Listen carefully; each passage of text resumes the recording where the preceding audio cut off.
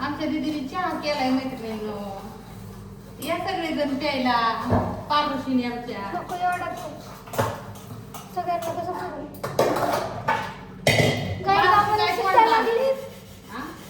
सुट्ट्या लागली त्यावर पेपर झाले. आमच्या दीदीला सुट्ट्या लागल्या.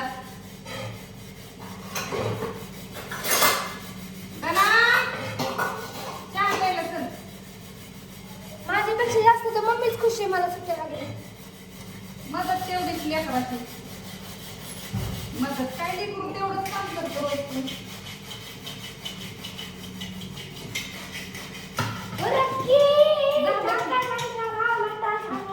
मला एवढं गाव मम्मी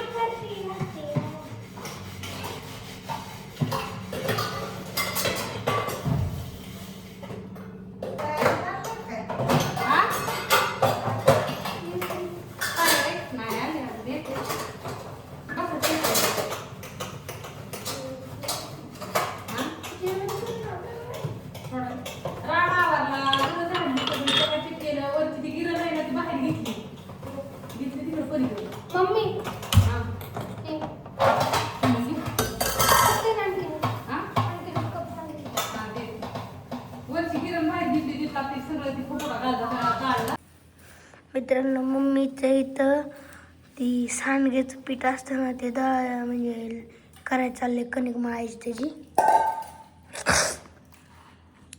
अजून देऊ का पाणी? पाणी देऊ अजून? दिदा काय करते? आंघोळ बादली का गमेल कशाने? काय माहिती त्यात बसायला. दीदीला म्हणा ते असले मिरच्याचं गमेल तर त्यात बच्चीन बिच्चीन कुठाना नको करू. मी पण त्यात बसतो रोज. गमेल बाथरूम मध्ये असलं की मी त्यातच बसतो.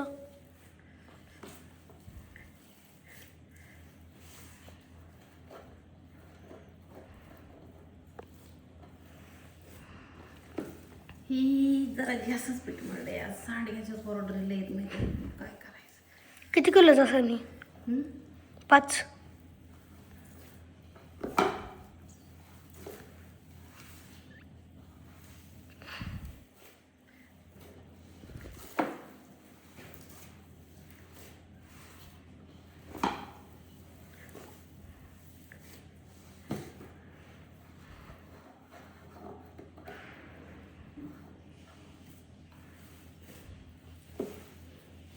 बोरला गेलं तिथं.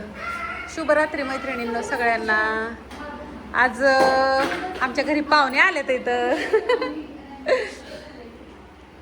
असं झालंय की माझे पतिदेव पण नाहीत घरी, भोरला गेले तर. आमच्या लताचे पतिदेव पण नाहीत घरी, त्यांचे पतिदेव पण लग्नाला गेले तिथं. मग आमची पती काय म्हणली की आपण एकाच जागेवर जेवण करू सगळेजण. तर समीक्षाने दोघींनी मस्त नियोजन केलंय. काय काय केलंय समू?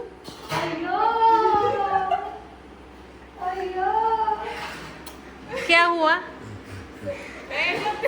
सूरज चल जेवायला. तुझं चिकन लॉलीपॉप संपला असेल.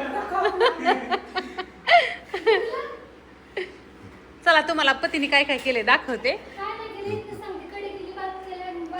आम्हाला चालतं आहे का नाही का?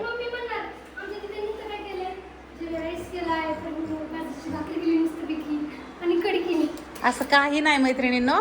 आम्ही दादांकडे गेलतो आणि आज माझा काही दिवसभर व्हिडिओ नाही आला कारण का आज लय माझ्या मागे दगदग होती कामाची. हे जेवण तुमची हां. आणि ही अशी भांडी सांडग्याची ह्याची पडल्यात. तुम्ही हे जेवण विचार करा की दिवसभर किती टेन्शन असेल कामाचं. हो काही सांडग्याच्या पिठाचं आज लईच काम केलंय है ना ग म्या. लय कामाचं व्याप आहे. कशी हसते या काय ग बाळा? काय नाही मैत्रिणींना शेवया घेतल्या तर त्या लताला निम्यान मला निम्यान. ते तुला द्यायच्या राहिलं तर अजून म्या. कुठून म्हणजे शेवयावाला आलता हा ते आ ते काय ते राहुल आलतं. राहुल भाऊजी नाहीत का ते व्हिडिओ माझ्याकडून अगं टाकायचं राहिलाय. तो हे जोडून टाकते आता. आपलं जाधवाचं मंगलातेचं पोरगं हां. मग ती 5 किलो घेतलं ते त्या. आणि ते 2 दिवस झालं 3 दिन मग ती देण्यातच आहे ना माझ्या. हो कशा सुंदर बाजरीच्या भाकरी केल्या ते त्या आणि म्हणजे काय काळे आमच्या बरोबर येतो बरं का टायमिंगला संध्याकाळचं हां असं त्या मैत्रिणीनं माझा असा अवतार आहे मस्तपैकी. आणि मी फरशी किती वाजता पुसलत माहितीये का लता? किती वाजता ग? 7 वाजले होते तरी माझ्या फरशा पुसायला चालले होते तेव्हा अशा चमकतात त्या. प्रतीक्षाने माझे सगळे कपडे धुतली. ताई गेल्याच्या नंतर मी फरशी पुसायला लागली होती. 5:30-6 वाजले होते. ताईचा ह्यांचा पगार दिला आणि 6च्या पुढं आणि सांडगं केलं माहितीये का? दुपारनंतर 2 किलो सांडगं केलं ताईने म्या 2च्या नंतरनं केलं.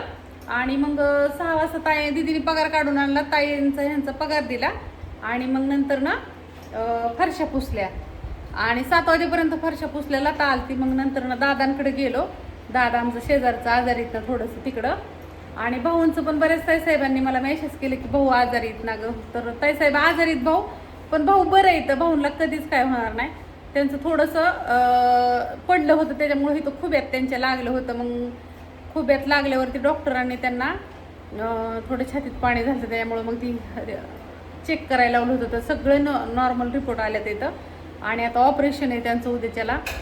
आणि ऑपरेशन झाले की डॉक्टरांनी सांगितलं त्यांना 1 महिन्यात चालायला येईल. त्यामुळं भाऊ आमचं परत एकदा नीट होणार येतं. कारण का माझं लग्न झालं तेव्हा पण आजारी होतं. आमचं भाऊ लय आजारी होतं पण नीट झालं ना आता पण नीट होणार येतं. काय म्हणते ग? असू द्या. ह्या गोष्टीवरती माझा एवढाच व्हिडिओ आजचा. आज काय दिवसभर मला जरा आज मूडच नव्हतं. तुम्हाला मी खरं सांगते. मला आज व्हिडिओ काढायला ह्याला थोडंसं टेन्शनमध्ये असल्यामुळं पण तरी पण काढला आणि टाकला. आता तुम्ही म्हणता ना का कशाचं टेन्शन ग? कधी कधी टेन्शन येतं मैत्रिणींना. अगं आता कशाचं सांगू तुम्हाला. होय गेलं आता फक्त एवढंच की सगळे सुखी असावतं आणि सगळे नीटनीटके असावतं आणि देवाने सगळ्यांना सगळ्या एकनाथनं बाहेर काढावं एवढंच मला वाटतं. असून ह्या गोष्टीवरती बाय सगळ्यांना.